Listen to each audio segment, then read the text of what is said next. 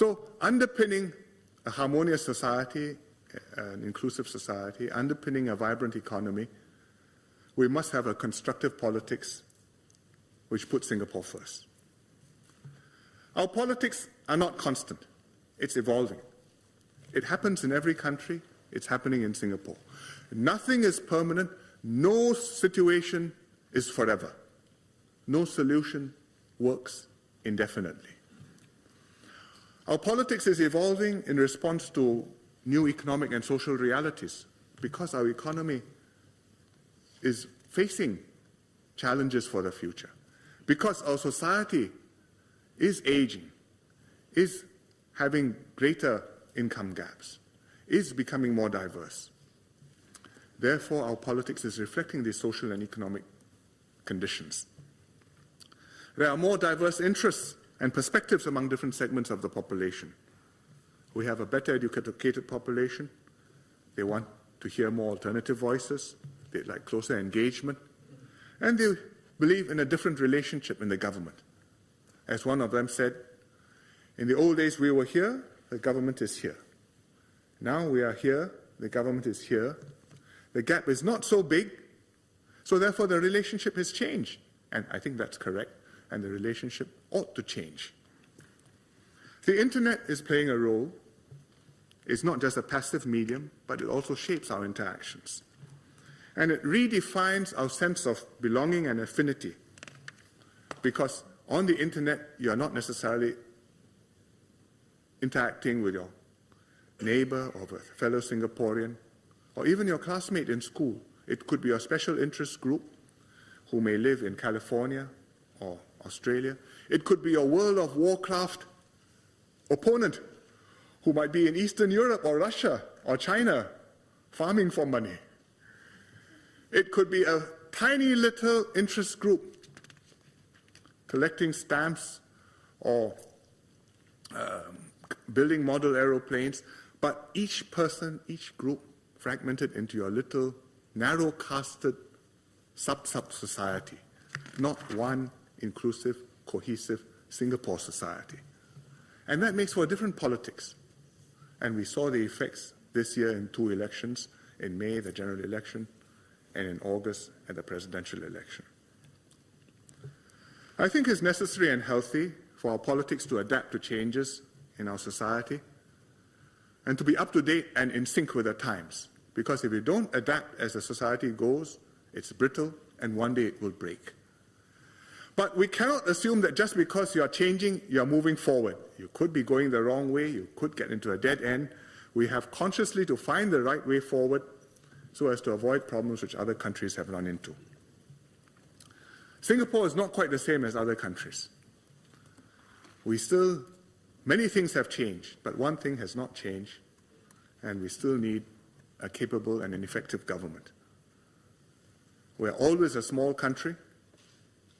We are successful, but our success is always an act of will. Levitate, stay there. Don't fall down. Don't lose that determination to keep levitating and keep performing and rise higher. And if you have bad leadership, if you make the wrong policies or do the wrong thing, it can easily fail.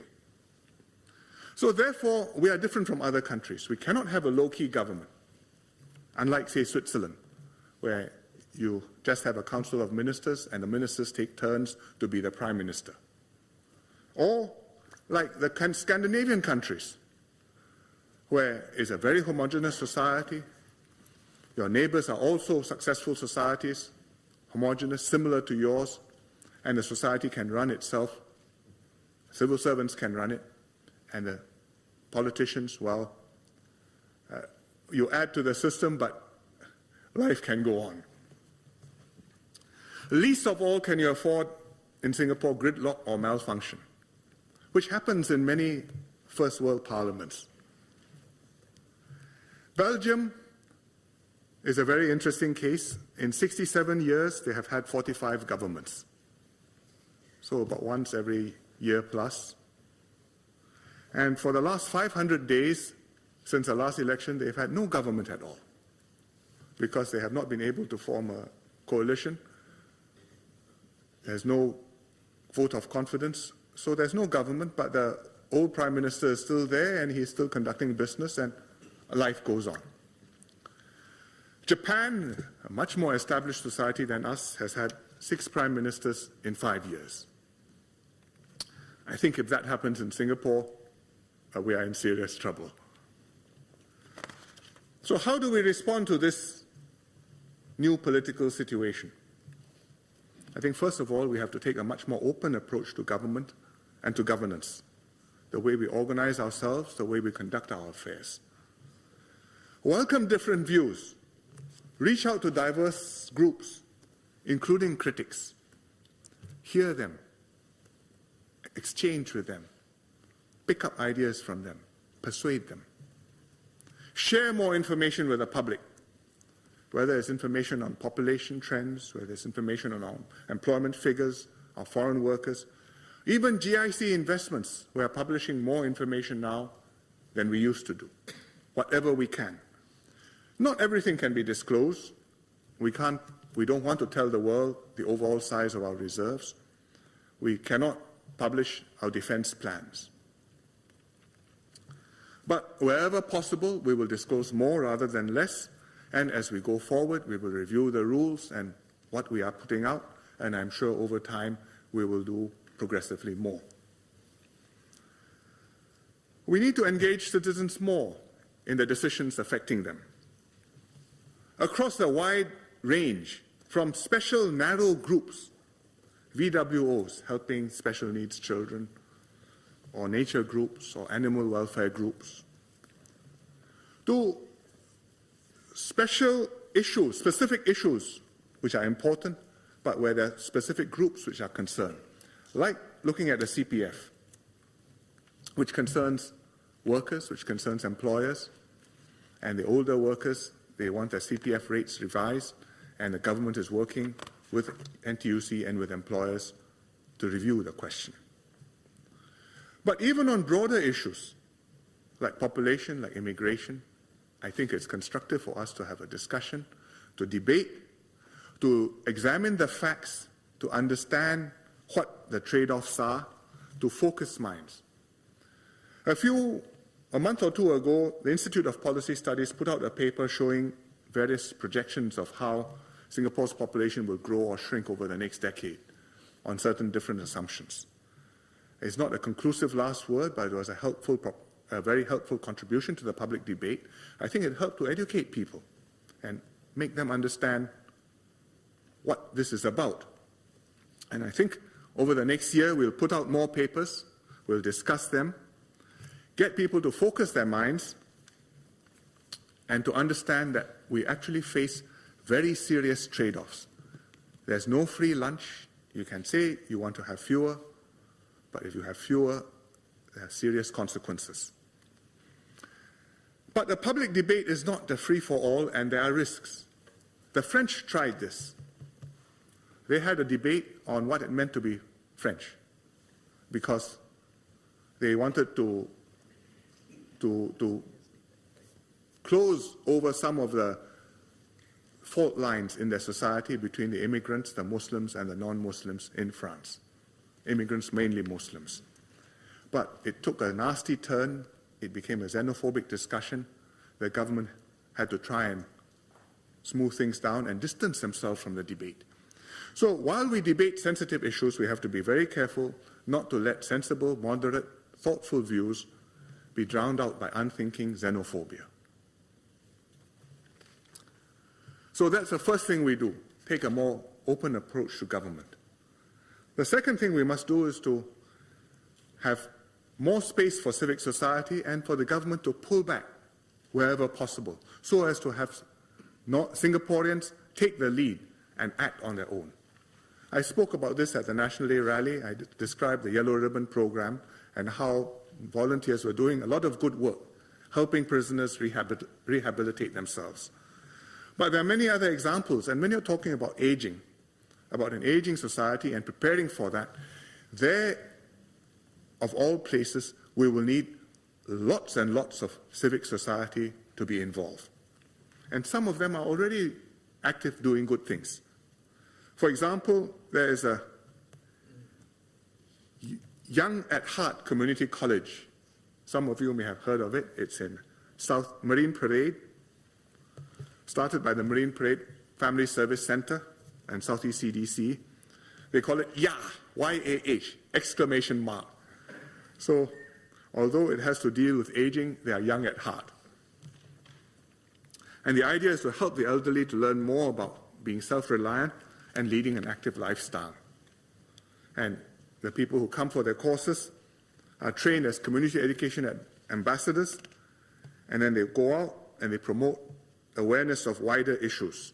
So they're bringing in old people, giving them some useful knowledge and skill, and then they can go out and they can be active in their community and do good and feel useful, and I think probably improve their mindset and their health.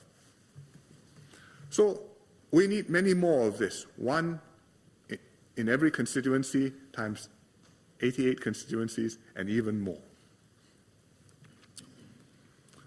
Thirdly, we need to emphasize how our policies impact Singaporeans and are seen by Singaporeans. Government is not only about doing things. Government is also about making people understand what we are doing, getting people to support what we are doing, and knowing what people would like us to do so that we can do the right thing for them. And everything the government does is to benefit citizens. Why else would we want to do that? We are voted by citizens. Our responsibility is to them. What we do must be for them. But government is complicated, and very often the link from the benefits, the link from the measures to the benefits are indirect and not obvious. And so the result is anxiety, sometimes opposition, sometimes a lot of angst. And we try hard to communicate. We make speeches, we have dialogues, we listen, we talk. But as members have not tired of telling us, and I hasten to tell members I have heard you, we don't always do it as well as we could. And we need to communicate better, to listen, to engage, to explain, to be close and sense one another better. If the policies are wrong or circumstances have changed, then say so and change the policies. We're on a new tack. But if the policies are not wrong and we have to persevere and it's the perceptions which are mistaken, then I think we have to have the courage of our convictions, preserve the core principles. You can be flexible on the implementation. We can be flexible on the details. And we have to work hard to persuade Singaporeans that we are doing the right thing. Take the ERP, for example. I believe it is the right thing. I think the Minister for Transport believes it's the right thing. I think some members of the House believe it's the right thing, and more members understand that it is, although they wish it were not so. But it is something which we can't avoid doing. At the margins, we can adjust. Chinatown in the evening, if I can stop earlier, and the shops feel that maybe their customers are less deterred, well, why not? Let's do that. Central Expressway, people are going home, they're prepared to be stuck in a traffic jam a little bit longer. Well, all right, we can compromise at the edges. Let's turn it off at 8 o'clock. I'm not sure that it will solve the problem, but if people feel less angst, it makes a policy more acceptable, I think it's the right thing to do. Preserve the principles, adjust the details. Politics is the art of the possible.